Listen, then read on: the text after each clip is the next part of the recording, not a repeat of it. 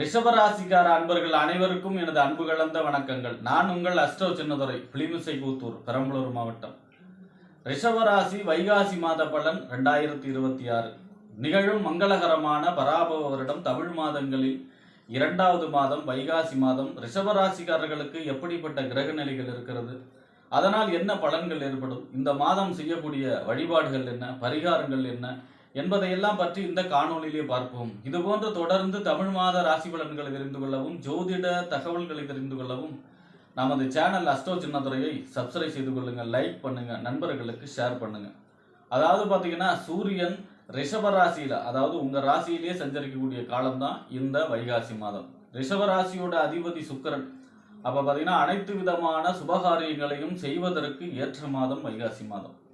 இந்த வைகாசி மாதம் 14ஆம் தேதி வரை பார்த்தீங்கன்னா அக்னி நட்சத்திர தோஷம் இருக்கு. அக்னி நட்சத்திர தோஷங்கள்ல வீடு நில சம்பந்தமா எந்த வேலைகளையும் செய்யக்கூடாது. அதாவது பார்த்தீங்கன்னா கிரக பிரவேசம், கிரக ஆரம்பம், வாசல் கால் வைக்கிறது, வீடு மனை கொள்றது, இந்த மாதிரியான வேலைகளை வைகாசி மாதம் 14ஆம் தேதி வரை செய்யக்கூடாது. மரம் வெட்டுறது, இந்த மாதிரியான வேலைகளை செய்யக்கூடாது.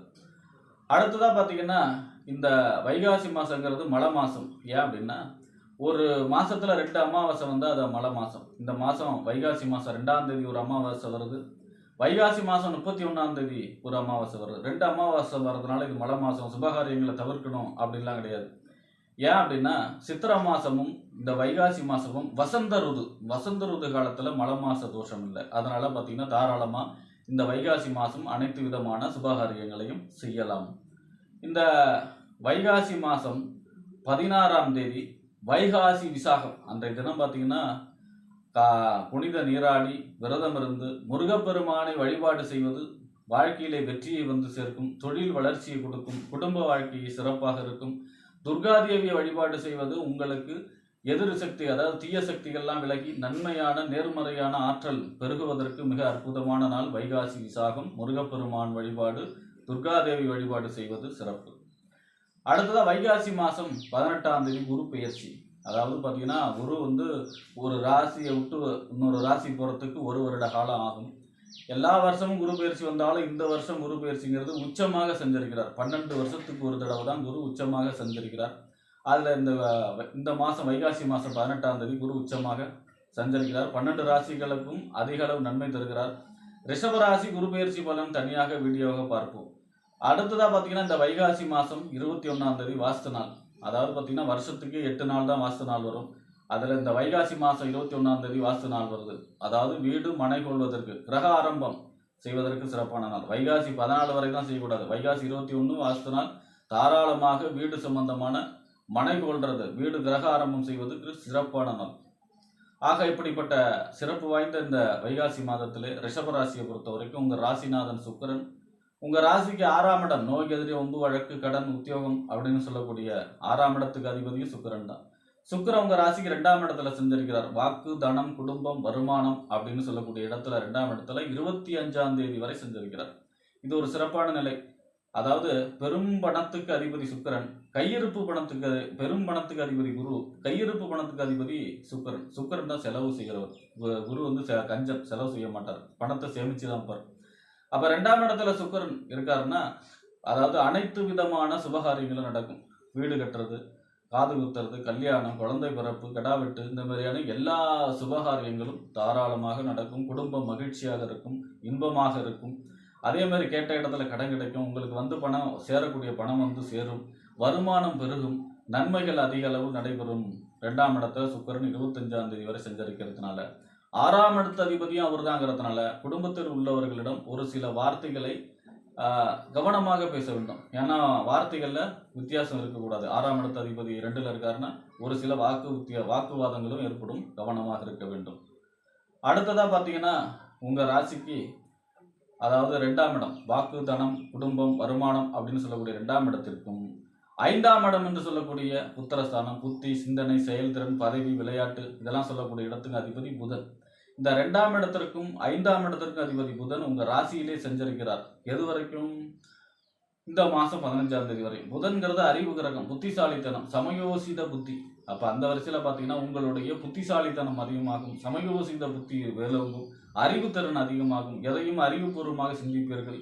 அதே மாதிரி பார்த்தீங்கன்னா 2ஆம் இடத்து அதிபதி ராசியில சஞ்சரிப்பதனால பெருமளவு நன்மைகள் ஏற்படும். புத்திசாலித்தனத்தால எதையும் சாதிக்கக்கூடிய அமைப்பு இருக்கும். 5ஆம் இடத்து அதிபதி ராசியில சஞ்சரிப்பதனால காதல் ஏற்படும்.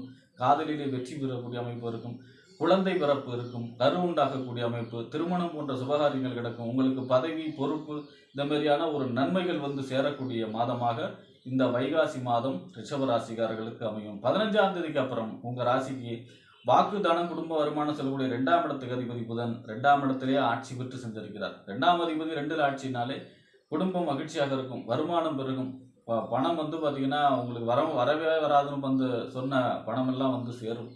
அதே மாதிரி கேட்ட இடத்துல கடன் கிடைக்கும். சுப நிகழ்ச்சிகள் அனைத்தும் நடக்கும். உங்களுடைய வார்த்தைக்கு மதிப்பு இருக்கும். ஏன்னா 2ஆம் இடத்து அதிபதி வலுத்தாலே வார்த்தை சொல்லுக்கு மதிப்பு இருக்கும். அதே மாதிரி பார்த்தீங்கன்னா உங்களுடைய 2ஆம் இடத்துல ஆட்சி பெறக்கூடிய புதன் 5ஆம் இடத்துக்கும் அதிபதி. 5ஆம் இடத்து அதிபதி 2ல் இருக்கிறன்னா பூர்வீகத்தால் நன்மை, குழந்தைகளால் நன்மை, குழந்தைகளால் பெயர் புகழ் ஏற்படக்கூடிய அமைப்பு. அதே மாதிரி வீட்டில் வயதானவர்களால் நன்மை ஏற்படக்கூடிய அமைப்பு, பதவி, பொறுப்பு இதெல்லாம் கிடைக்கக்கூடிய மாதம் இந்த மாதம். புதன் மிக அற்புதமான பலன்களை தர இருக்கிறார் இந்த மாதம்.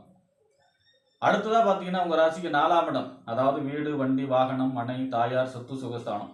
4ஆம் இடத்துக்கு அதிபதி சூரியன் உங்க ராசியிலே சஞ்சரிக்கிறார். பொதுவாக 4ஆம் இடத்து அதிபதி ராசியில சஞ்சரிப்பது நன்மை, யோகம், பெருமளவு நன்மை, புதிய வாகனம் வாங்கக்கூடிய அமைப்பு, வீடு கட்டக்கூடிய யோகம், தாய் வழி அனுகூலங்கள் கிடைக்கக்கூடிய நன்மை, அதே மாதிரி அசையா சொத்துக்கள் வாங்கக்கூடிய அமைப்பு, இந்த மாதிரியான நன்மைகள் நடந்தாலும் சூரியன் ராசியில சஞ்சரிக்கிறதுனால உஷ்ண சம்பந்தப்பட்ட நோய்கள் ஏற்படும். அதனால காய்ச்சல், தலைவலி, அதே மாதிரி பார்த்தீங்கன்னா இந்த மாதிரியான உஷ்ண சம்பந்தப்பட்ட நோய், தீயால் ஆபத்து இப்படியும் ஏற்படும். அதனால கவனமாக இருக்க வேண்டும். சூரியபான் ராசியில சஞ்சரிச்சாலே உங்களுக்கு சிவபெருமானுடைய வழிபாடு செய்ய வேண்டும். சிவபெருமானுக்கு ஞாயிற்றுக்கிழமையில கோதுமையை நிரப்பி அது மேல நெய் விளக்கேற்றி வழிபாடு செய்கிறது மேலும் நன்மைகளை செய்யும். பொதுவாக 4ஆம் இடத்து அதிபதி ராசியில சஞ்சரிப்பது யோகம், நன்மை, வீடு கட்டக்கூடிய யோகம், நிலம் வாங்கக்கூடிய யோகம், தாய் வழி அனுகூலங்கள், வாகனம் வாங்கக்கூடிய யோகம் இதெல்லாமே கிடைச்சாலும் ஆரோக்கியத்தில் மட்டும் கொஞ்சம் அக்கறை செலுத்த வேண்டும். சூரியனும் அனுகூலமாக இருக்கிறார். அடுத்ததா பார்த்தீங்கன்னா உங்க ராசிக்கு 7ஆம் இடம் களத்திரஸ்தானம், அதாவது கணவன் அல்லது மனைவி ஸ்தானம், நண்பர்கள் ஸ்தானம், கூட்டு தொழில், சமூகம், வாடிக்கையாளர்கள் சொல்லக்கூடிய இடம். இந்த 7ஆம் இடத்திற்கும் 12ஆம் இடம் என்று சொல்லக்கூடிய விரயஸ்தானம், அயன, சயன, போகஸ்தானம், விரயஸ்தானம். இந்த 7க்கும் 12 கூடிய செவ்வாய் 12ஆம் இடத்துல ஆட்சி பெற்று செஞ்சிருக்கிறார். விரயாதிபதி விரயத்துல ஆட்சி பெறார். அப்ப வெளிநாடு சம்பந்தமான முயற்சிகள் கைகூடும். பாஸ்போர்ட் கிடைக்கிறது, விசா கிடைக்கிறது, அந்த மாதிரி வெளிநாட்டு சம்பந்தமான முயற்சி கை கொடுக்கும். ஏற்றுமதி, இறக்குமதி தொழில் செய்பவர்களுக்கு நன்மையான காலம். வீடு கட்டக்கூடிய அமைப்பு இந்த மாதம் கண்டிப்பாக ரிஷபராசிக்காரர்களுக்கு வீடு கட்டக்கூடிய யோகம் சிறப்பாக இருக்கிறது. வாழ்க்கை துணைக்காக செலவு செய்யக்கூடிய அமைப்பு, வாழ்க்கை துணைக்கு நகை வாங்கி கொடுக்கறது, புடவை வாங்கி கொடுக்கறது, வாழ்க்கை துணைக்காக சுப செலவுகள் செய்யக்கூடிய அமைப்பு, நண்பர்களுக்காக செலவு செய்யக்கூடிய அமைப்பு, இந்த மாதிரியான சுப செலவுகளும் அதிகமாக இருக்கும். 12ஆம் இடத்து அதிபதி 12 ஆட்சின்னா சுப செலவுகள் அதிகமாக இருக்கும். சகோதர வர்க்கத்துக்காகவும் அதே போல வாழ்க்கை துணைக்காகவும் வீடு கட்டக்கூடிய அதற்காக வீடு கட்டுவதற்காக சுப செலவு செய்யக்கூடிய அமைப்பு, இந்த மாதிரியான சுப செலவுகளையும் கொடுக்கும் இந்த மாதம். ஆக இந்த மாதங்கிறது உங்களுக்கு அனைத்து விதமான சுபகாரியங்களும் நடக்கக்கூடிய மாதம் வைகாசி மாதம் ரிஷபராசியை பொறுத்த வரைக்கும். அதனால பார்த்தீங்கன்னா சுப நிகழ்ச்சிகள் அதாவது சுப நிகழ்ச்சிகளை நனையக்கூடிய அமைப்பு, அனைத்து சுப நிகழ்ச்சிகளும் நடக்கிறது.